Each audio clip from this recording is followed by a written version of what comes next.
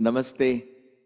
Welcome to Kaivalya Yoga Gurukulam, KYG, for this Kaivalya Marga class, where we continue and kind of sum up the learning of the mudras in today's class. We're continuing mudras for meditation. As you can see here, there is what is known as a kalash or a pot that is typically used in rituals because you use that water for oblations, for worship and things like that. But then this represents the water that could be in your home that you use for drinking. And so we will learn certain mudras that are done for purification and protection.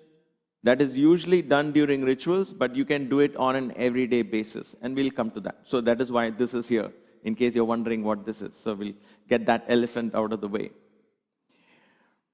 As always, we begin this learning very mindfully, very reverentially, because these are being handed over to us for many, many, many generations, for hundreds of years, for many centuries, by the yogis and the sages. So let us receive this kind of wisdom and knowledge with an open mind, with a willingness to learn, and make it available for your own practice.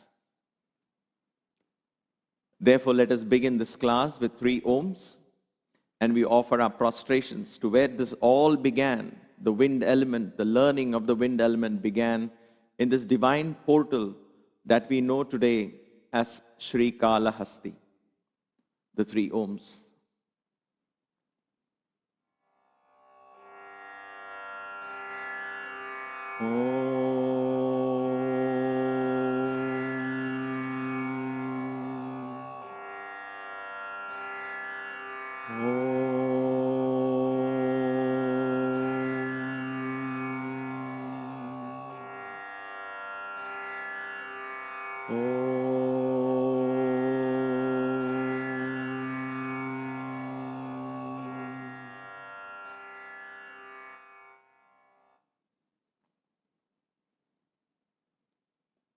Welcome to the class. Thank you for taking time to joining in.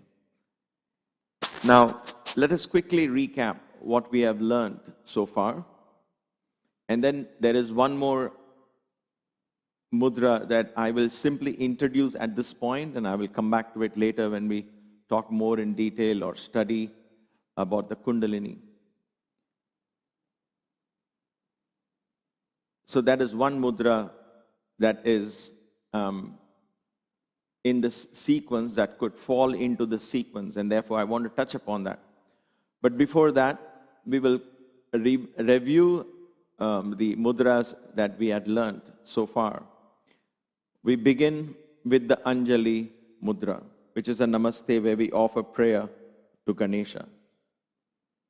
And once we do that, we go into Chin mudra and allow that prayer, understand that prayer, meditate on the Mooladhara, gently applying the Mula Bandha, applying the mild Uddiyana Bandha, bringing the neck slightly down into a mild Jalandhara Bandha.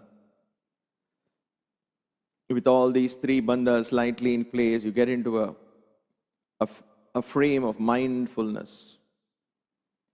And then we think of our Guru and offer salutations to the Guru with the Mrigi Mudra. Mrigi is the deer. We form the Mrigi Mudra here by the heart and then place the Mrigi Mudra on top of our head, like so. And then we offer salutations to the Guru. Here again, we could do a chant or a mantra or a prayer or simply think with love, reverence, and gratitude. And once we do that, we come straight down to Bhairava or Bhairavi Mudra.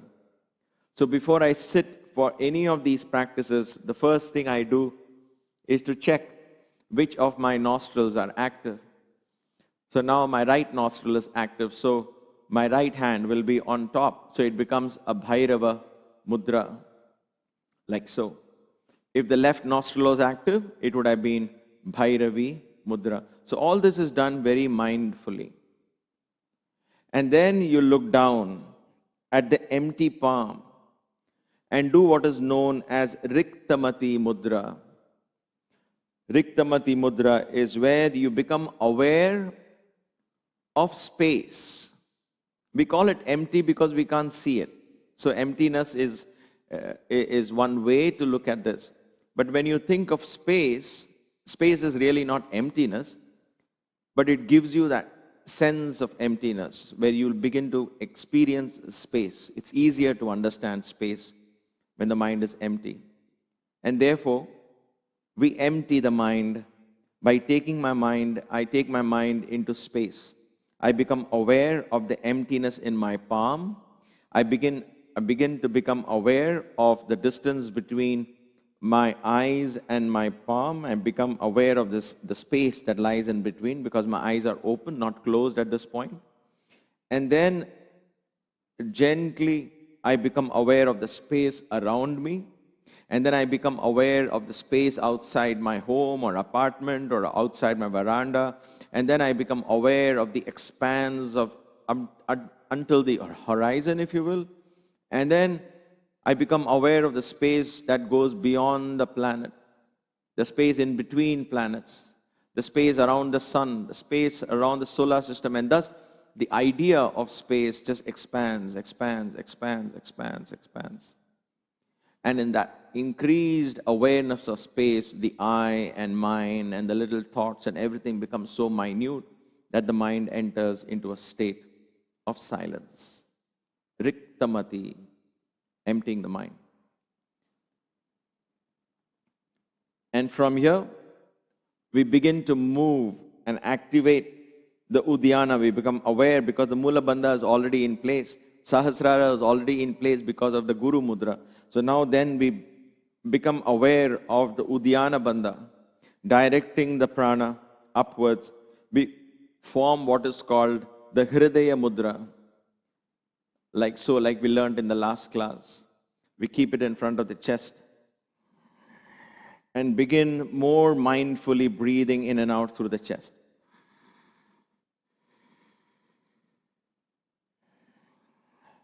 And once this is activated, then I drop my neck further down, if required, or just keep it as is in the mild Jalandhara Bandha. Let it all happen naturally. I roll my tongue back to draw that energy from the prana from here and activating the Udana Vayu. So prana, Udana, all of this is getting activated. So the energy begins to move upwards. So Udana Vayu is activated with Khechari Mudra. So Khechari Mudra activates the Udana Vayu. Once I feel connected, I drop my palms down to either Jnana Mudra or the Chin Mudra. And then my tongue rolled back. I focus my eyes between the eyebrows, thus forming the Shambhavi Mudra. So Khechari Mudra, Shambhavi Mudra go hand in hand. You can maintain the Bhairava Mudra or Bhairavi when you do this as well. The chest is nicely expanding and contracting. The stomach is nice and tight as you do this. And then when you feel absorbed, then you do to finally seal yourself from the external world. You do what is called the Shanmukhi Mudra. Ears closed, eyelids are closed. With the middle finger, you gently do alternate nostril breathing. The little finger and the ring finger gently placed over your lips.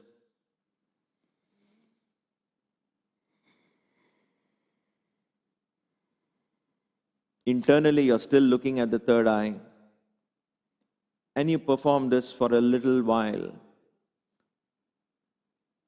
If your shoulders begin to ache, arms begin to ache, rest a little bit. Then again do it if you wish to. Or you can proceed. And from here, we come finally, as I said, to the Yoni Mudra. And you connect to the very source of the universe.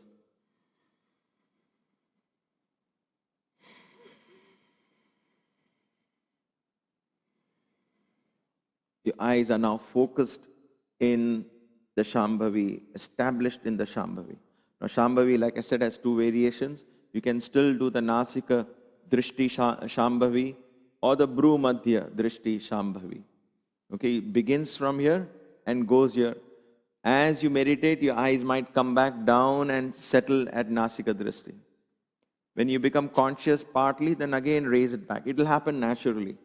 I've not been able to lock it in here, except for occasions where you completely get into such a deep meditation that your eyes just get locked, and then that's what opens to other dimensions and you get experiences.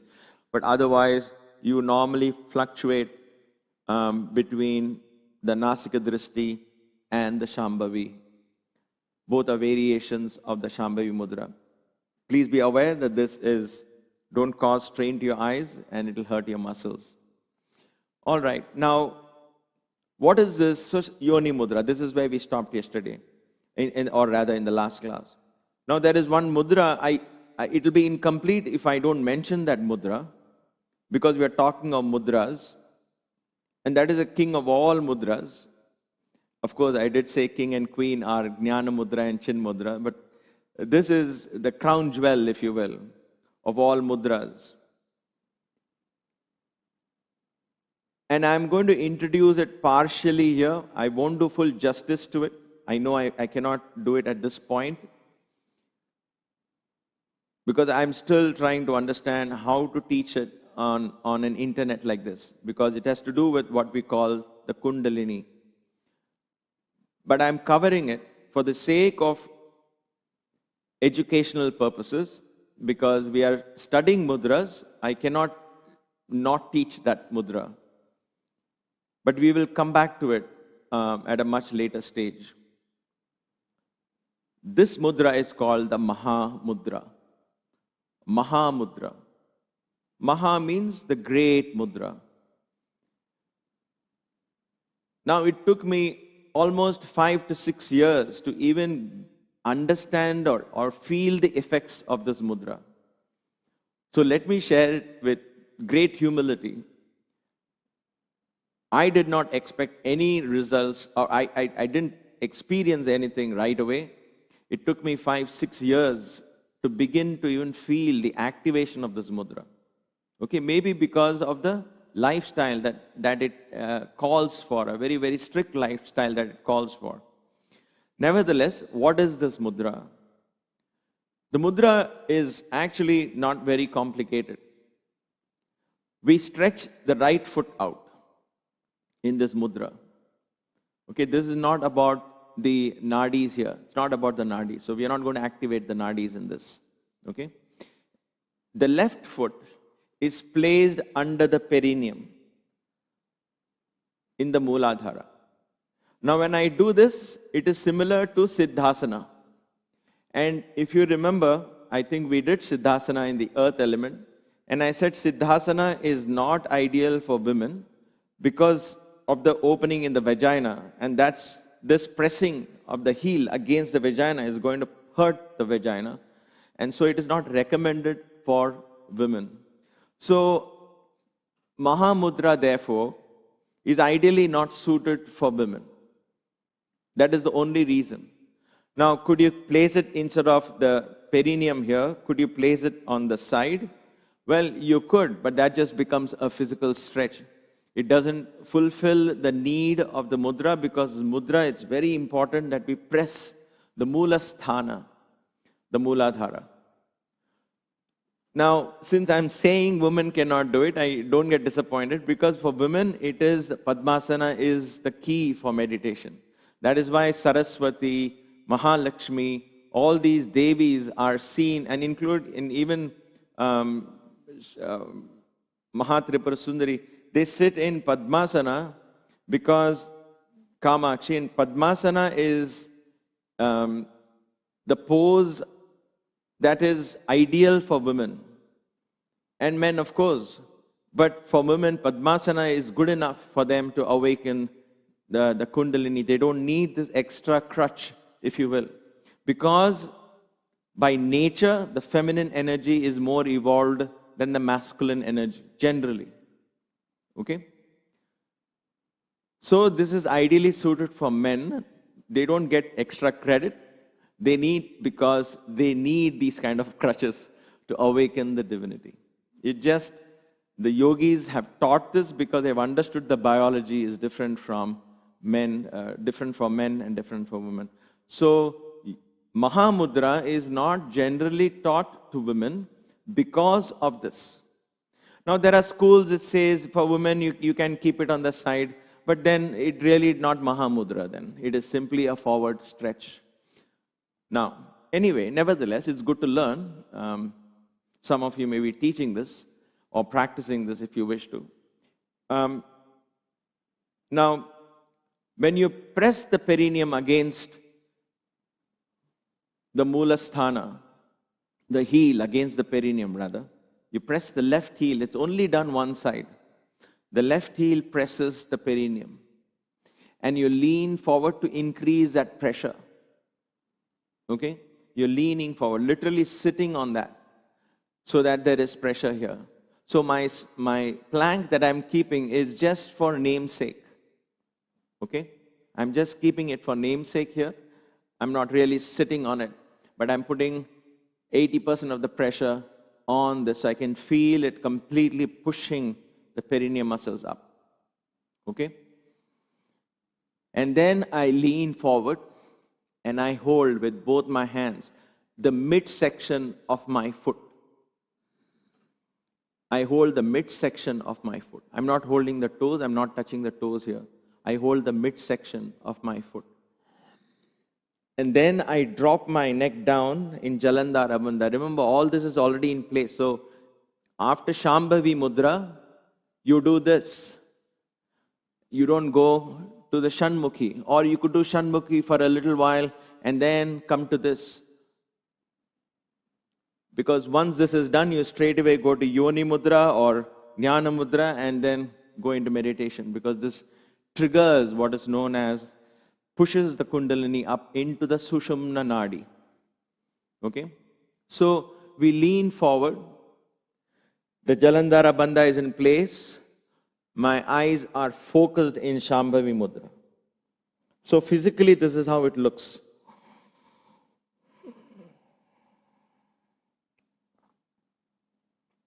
Now what do I do here? I apply, this is the only time I practice restraining the breath. I breathe out fully because the mula is already is fully pressed. I breathe out fully. I apply a full Uddiyana Bandha. I lock my chin as far down as possible and focus sharply in the middle of the eyebrows. Stay there for as long as I can, for a few seconds, and then breathe out mindfully, releasing the bandha. Then again, go into Jalandhara Bandha, breathe out fully. So it looks something like this. I breathe in, and as I breathe out,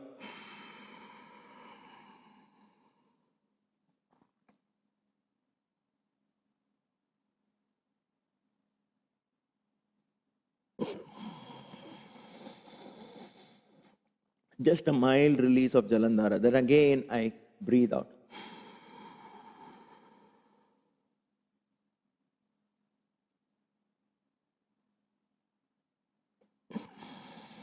I breathe out, pull the Udana, stop my breath, do Jalandhara, focus sharply on this, and experience the connection all the way down. And release, gently release. Again, do it. Keep doing it 3, 4, 5, 6, 7, 8 times, as many as times as you want to. And then you sit back in meditation. Either Yoni Mudra or the Jnana Mudra. Okay? Maha Mudra is, it is what it is. It's a powerful mudra, but then it's like, the bamboo trees, if you will, that you plant them. I believe when you plant these bamboos, the bamboo shoots don't come off the ground. It takes 5 to 6 years for it to come off the ground. Until then, it just looks like there is nothing and all your effort is not going anywhere. And then suddenly these shoots come off the ground and then it's just nothing to stop them. They just grow right up. So it's like that. You wouldn't know, but it takes time. And that's why it is said that ideally you want to learn it with a teacher who would advise you how to do it and so on. So I don't suggest that you straight away jump into practicing Maha Mudra. It is not an essential requirement. That's why I kept it for the end. But I am merely touching upon it because it is a mudra and we are studying mudras, and our study of mudras or awareness of these mudras will be incomplete. But this Maha Mudra, when you practice it for 5, 6 or 7 minutes, just sitting and practicing that, it does quieten the mind. At the very least, it makes it very quiet. And then when you sit in Jnana Mudra, almost effortlessly, you get absorbed in meditation. Like I said, this is ideal for men. All right. So that was a mudra. I'm going to touch upon this. We'll come back to it much more later when we study chakras and Kundalini and all of that much later. As I feel guided, I'll come back to Maha Mudra and teach it far more better because you have to see the bandhas in action and so on. So we'll see how that goes. Now, with that, we complete the mudras that we require for meditation. Personally, I don't practice anything outside these mudras that aid me in my meditation. Some of these mudras I do halfway and go into meditation because now it has become such a habit for me that as I begin to perform these mudras, automatically my mind begins to, it's like it's a trained dog. It knows what's coming next. So the mind jumps, loops, and goes into meditation automatically. So sometimes the mudras become redundant. So I don't stick to a ritual of doing, I have to complete mudras. I don't do that. I just allow it to happen. Some days I will keep doing the mudras again and again, and it may not even click. So it all depends on how much sleep we have had, what kind of food we have had, and so many things. If there's something bothering you acutely, then you won't be able to apply your mind. Don't force it, don't fight it. Just keep the practice and be aware, okay, for some reason it's not clicking. Some days it will click. Treasure those days. Make a note of what was the right things that you did in those days. Sometimes it also greatly and largely is affected by the cycles of the moon. That's why we learned yogic kriyas, the breathing cycles based on the lunar cycles. And then when you include fasting and things like that, then it just becomes very naturally, the mind becomes extremely quiet. Okay? So the fasting is a great way to practice mudras and meditation. But we'll talk about fasting separately. I have not even started there because there is a medical component to it, right? You just can't say, okay, I'm going to skip food. You have to train the body to do that. And so that's a separate part. But all of that matters in the success of any of these mudras. So far, we have learned all these mudras. It's up to you and open for you for practice. Now, we come to certain other mudras, I think 4 or 5 of them, that I do on an everyday basis, where we project the energy from the body. We become a channel. We become, I guess channel is the right word. We become a channel. We channel the energy into an outside object like water or food. Okay, I didn't display food because we don't have anything to display right now. So this is just water here. So the energy channels into the water. Okay, Kalash is what we use for puja. So they use all this, they channel the energies into water, because during puja or rituals, everything is about water, right? But we can also channel it to our food, pointing these mudras. You point them towards that object, and you channel that energy into that, and then you distribute it to your family, or you consume it, and things like that. Now, once again, is this powerful? Does it work? It all depends on how clean the channel is, right? This was discovered in those days, where a priest in the temple is completely immersed in his worship in the divine. So he lives he or she lives an extremely strict life. Their lifestyle was very, very different those days. To be a pandit was something extremely rare, and they had to be chosen, right? So they had these abilities because they had achieved what we know as siddhis in these mudras, in mantras, and so on. They achieved siddhi, means it became active in them. So when that energy is so active, you can channelize, again, fingers, right? The whole idea of air element and mudras are what? It's all about fingers, because air, okay? So you can actually transmit. Now we are talking of passing healing energies. But in yogic path, in the path of Sanathana Dharma, in the tradition that I have been raised in, we don't come across things like Reiki and pranic healing and all of that. They are extremely beautiful and powerful methods, but I haven't studied that. I've heard about it. I've had people, very close people. My mother-in-law is a Reiki practitioner, and many yoga students and friends whom I know are Reiki practitioners. So I have great respect for that, but I don't know about it. But this, what I'm going to show you in 5 mudras, are those that channel energy into food and water. And basically, they are meant mudras for purification and protection. So you can purify pretty much anything. But ideally, it's food and water, because that's what we are going to take. So there was a way to purify, a very psychic manner to purify and remove all the negative energies, if there are any, and so on, from these items. So understand these mudras now as mudras that channel energy outside. You become an instrument. So you're drawing energy from the universe and passing it out there. Okay? That's what this mudra is. So you are co-creating with the divine. It's a very empowering mudra, right? You are co-creating. You're not asking anything. You're saying, let this happen. May this be so. We'll come to that. May this be so. May this be purified. May this be protected. May this be... So all of this is you're willing. Willing how? May this happen. I'm allowing the divine will to flow through me, and I'm merely echoing that divine will. So I'm just co-creating, allowing the energy to pass. So the first mudra here is called the Tarksha mudra. Tarksha. Tark and Sha becomes Tarksha. Tarksha is a bird, like the eagle. So there are schools of thought that can even call it, or they may also call this the Garuda mudra. Garuda is also eagle. But Tarksha is a very ancient bird, perhaps from the prehistoric times. So it's called pre-Vedic or Vedic times. Very, very ancient bird that is supposed to have lived so high that it doesn't even come to the earth. It sounds fantastical, right?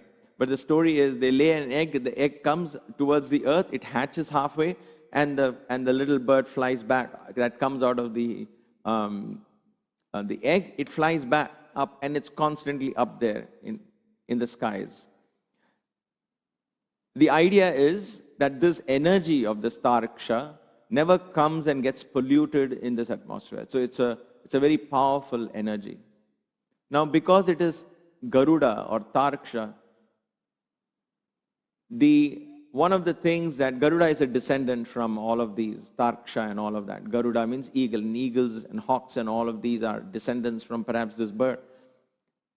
Because this bird is mentioned very, very old in the oldest of scriptures.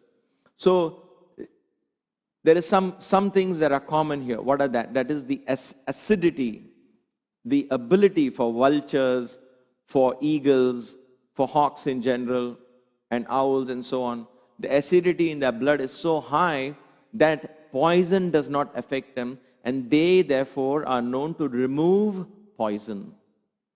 Right? That's why a peacock holds a snake in its clutches. A Garuda or an eagle and snake don't go together and all of that. We hear that, right? It's because the snake can bite an eagle and nothing will happen to the eagle, because the eagle has that much acidity that it can burn that poison. You and I can't do that, right? We don't have that kind of acidity in our blood. All right. So what is this mudra? So this mudra is mainly for removing poison. In other words, anything that's poisonous, any poisonous substance, bad bacteria. I say bad bacteria because there is also good bacteria. So bad bacteria, any kind of viruses and so on and so forth, it removes it from the body, from this and so on. So this can be a mudra that you can practice if you have a child that is sick and you just want to do this mudra towards the child. You can say this. So how is this mudra done? Now, you can come a little more closer, Maya. So I just want to make sure that this is clear, because some of these are a little odd. We don't have cameras. So let's see. Basically, what I do is I cross my little fingers like this, like so. Then I cross my forefinger like so. Okay? So basically, this is what I've done. I've crossed my little fingers.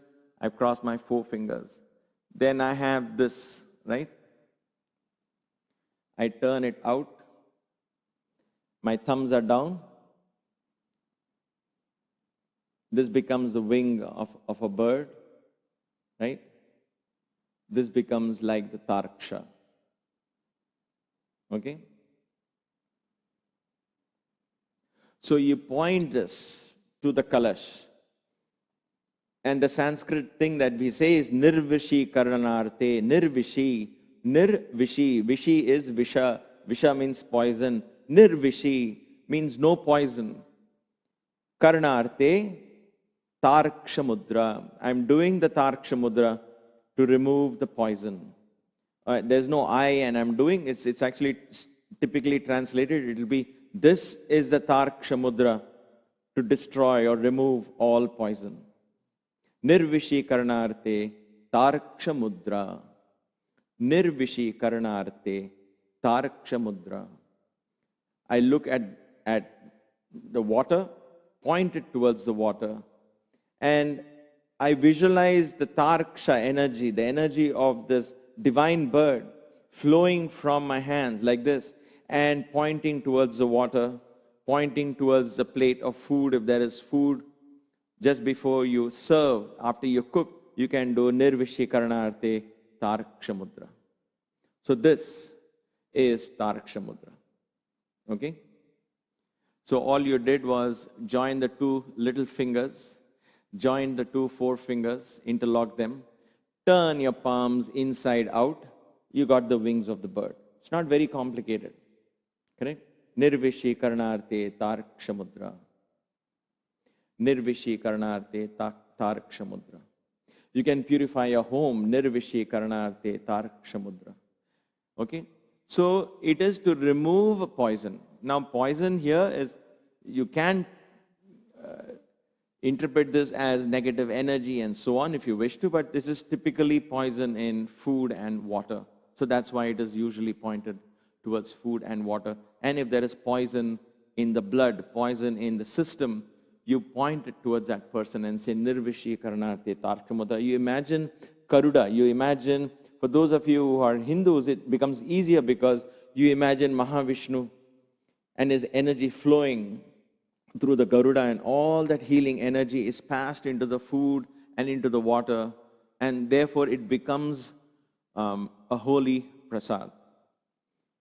Now, before I proceed further, if you are pointing this towards on a pizza or on a glass of Coke or Pepsi or any of the sugary drinks or any of the junk food that we normally eat, I'm sorry.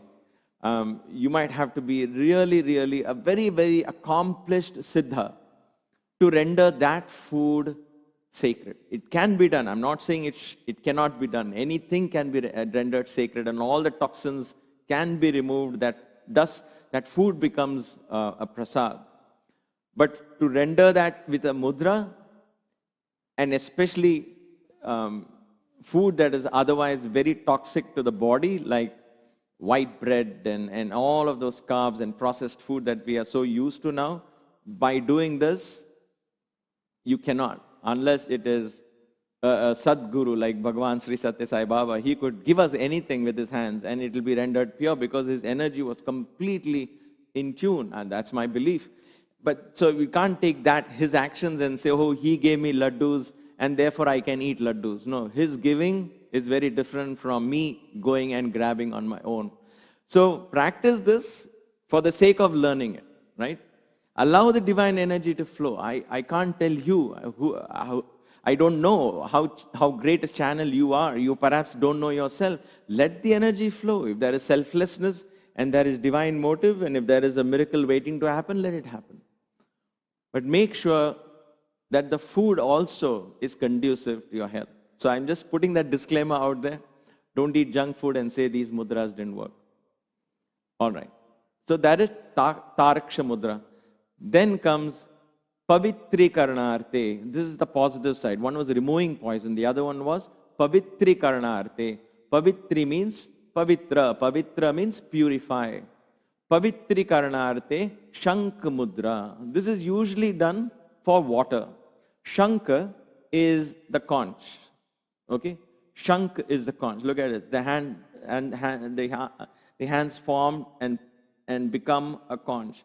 It's a very simple thing. I take my right thumb, I hold the right thumb, and bring the thumb out here, bring my fingers, and then here it goes. It becomes a thumb. Now, if my right nostril is active, then I hold the right thumb. If my left nostril is active, I will hold the left thumb. Okay? So right now my right is active, so I will hold the right thumb. It becomes like this, Shank Mudra. So I point this again to the water. So if you have a jug of water, you can point it towards the jug of water, because Shanka is a conch. Shanka means conch. Conch, where did they find? You find them in the sea. And water flows through the conch very easily, right? That's why some of the cleansing exercise in yoga, we call it Shanka Prakshalanasana, Shanka Prakshalana Kriyas, where you drink water and the water has to come out clean from the other side. And therefore, it is making your body like a conch. Conch represents cleanliness, the hollowness in the conch where water can flow easily. So in some of these rituals, they'll actually take a conch and pour water through the conch on the Shivalinga, because that signifies the idea of purification as it goes to the divine. So the concept of a conch here is purification. And therefore it is essentially and ideally done towards water. So anything liquid. So if somebody has blood issues, poisoning of the blood, you can think of them or you can point to them and then say, Pavitrikarnarte Shanka Mudra. May the Shank Mudra purify this water element that is in front of me. You can say that in English as well, because that's what it is in Sanskrit. There is no bijaksharas or any mantras here as such, that it has hidden mystical energy in the sound. It is simply saying, this is the Shank Mudra that purifies. Okay? So, Pavitrikarnarte Shanka Mudra. Conch. So you again point it to the water. That is the second mudra. Now these are not like I said, these are not meditation mudra. So anytime you can do these things. So you have Taraksha mudra, Shanka mudra. Then now you point something to the food, and that is the Dhenu mudra. Dhenu mudra. Dhenu mudra is to purify food or prasad that you're offering to the divine, because you're going to take it back. You, first of all, to offer to the divine, you want to purify it, right? And therefore you purify this food by performing the Dhenu mudra. Dhenu mudra means it teats of a cow. Amriti karanarte, it renders the food as divine nectar. Not only it's going to taste like divine nectar, but it has the properties of divine nectar that will bless us with that wisdom and longevity and immortal life. So that is the idea of rendering that food, okay? Because food was at one point taken as medicine. Today we reward ourselves with food. Food was never used as a reward. Food was always medicine at some point in time. But nevertheless, Dhenu mudra. So Dhenu mudra is, how is it done? It's a little complicated. Maya, can you come as close as you can? Because I want to make sure this is the closest you can. Get closer. Okay, good. So let's try this. Okay. I take my, no, just keep in the front camera. Sorry. Okay. There you go. Okay, let's just stick to this. Okay. Because it gets a little complicated here. So I take the two ring fingers. I take the right ring finger. You can do it with me so it makes sense. You place it on top of the left ring finger. You take that ring finger and touch the little finger. Okay? And then, so you see here, instead of touching the ring finger to ring finger and ring finger to little finger, I am crisscrossing it. I'm taking the ring finger of the right hand to the little finger of the left hand, and then vice versa. Okay? That is one. Then I do the same thing with the other. I take the middle finger, I place it on the forefinger of the left hand, and then I take this. So this is how it's done. And then I point it down, like the teats of a cow. Okay? Can you zoom down a little bit, if you can? There you go. So this is how this is done. So you point it towards the food on the table, food on the ground, and say, Amriti karanarte. Amriti is you render the food like nectar. Amriti karanarte. Dhenu mudra. Okay? So Dhenu mudra. This is how it's done. It's a little tricky, but it will come with practice. Okay? I wish there was a better way to show this, but I hope this was helpful. Amriti karanarte. May the food be rendered as divine as nectar itself. Now, nectar doesn't necessarily mean it has to be sweet. I'm just putting these disclaimers out there because we have become experts in misinterpreting scriptures. Nectar means this is for longevity. So anything good, medicine is nectar because that helps in purifying the body, curing the body. So we say, may this food become medicine, may it render my spirit immortal, and so on. So we say, Amriti karanate dhenu mudra. Okay? Then comes protection.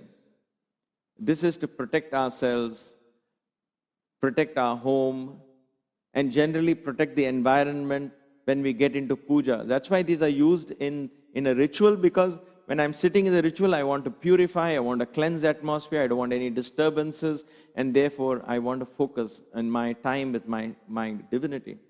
So, samrakshanarte,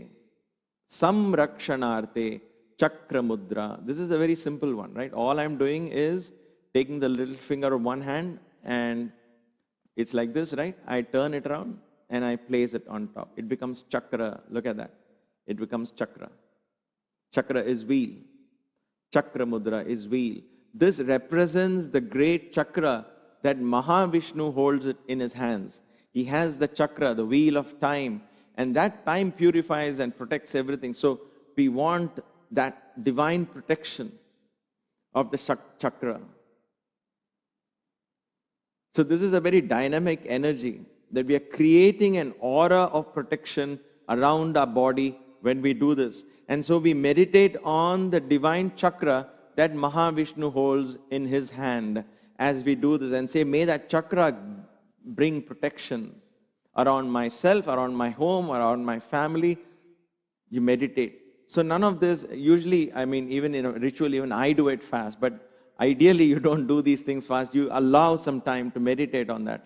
Samrakshanarte. Samrakshana means divine protection. For divine protection, this mudra is performed. Or you can say, this mudra is performed for divine protection. Don't perform a mudra and say, please protect me, I'm weak, please do this, please.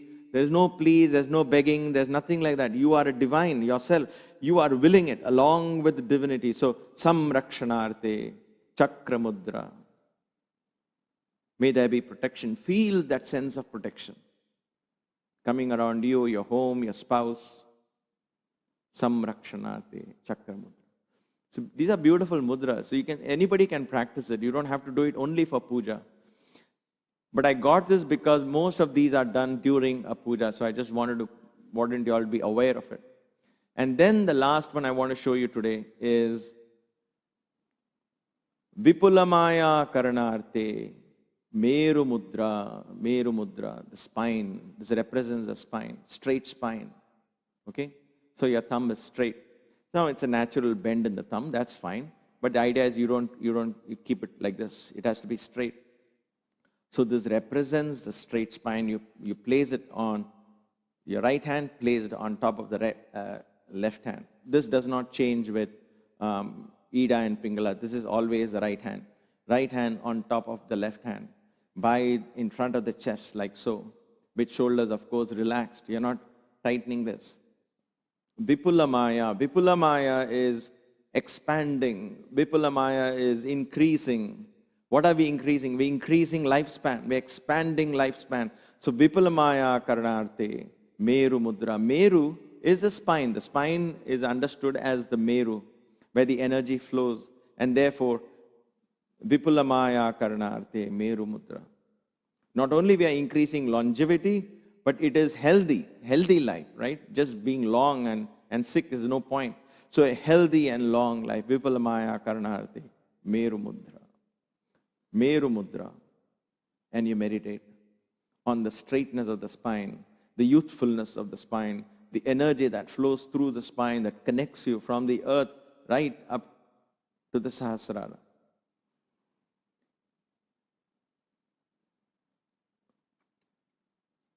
So these are the 5 mudras. Nirvishi Karanarte, Tarksha Mudra. Pavitri Karanarte, Shank Mudra. Amriti Karanarte, Dhenu Mudra. Samrakshanarte, Chakra Mudra. Vipulamaya Karanarte, Meru Mudra. These are mudras which are beautiful mudras. I like it simply because it helps me stay mindful, right?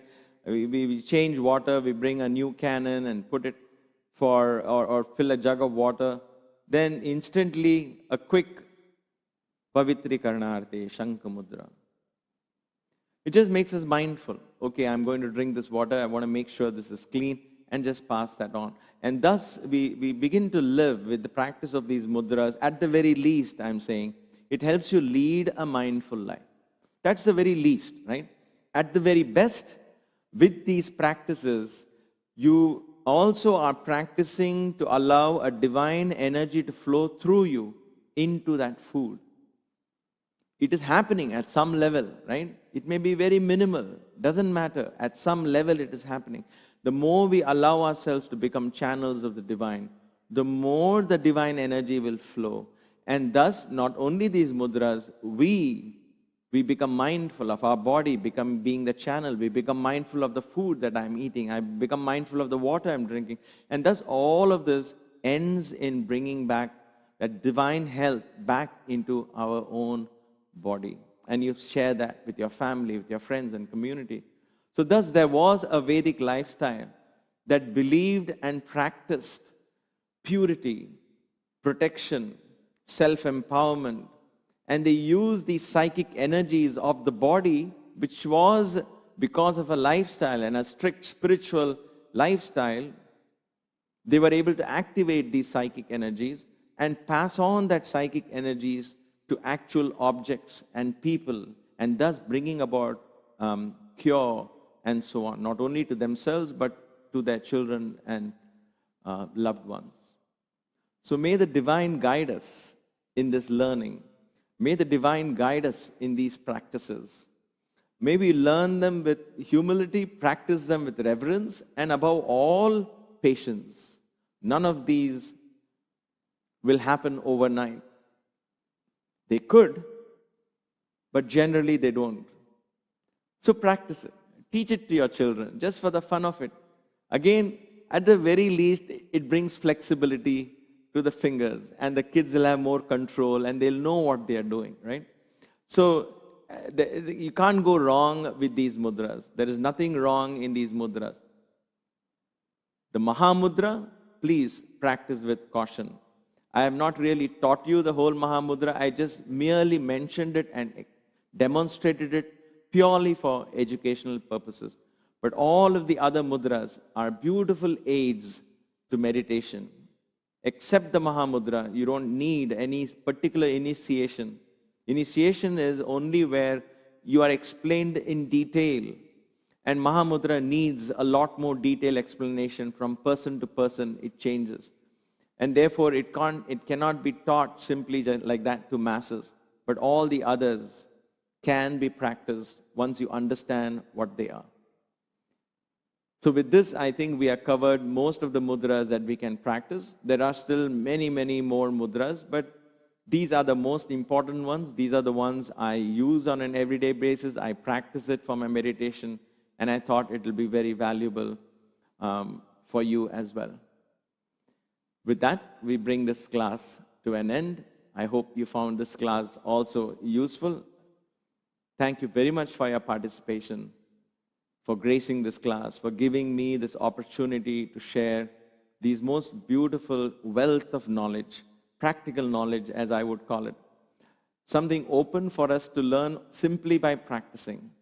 And I'm sure, I have no doubt about it, that once we practice it in the right frame of mind, then the divine grace will flow through us and all of us will become embodiments of the divine instruments like Hanuman and Ajna. With that, we bring this class to an end. Let us end this class with 1 Om and 3 Shantis. Om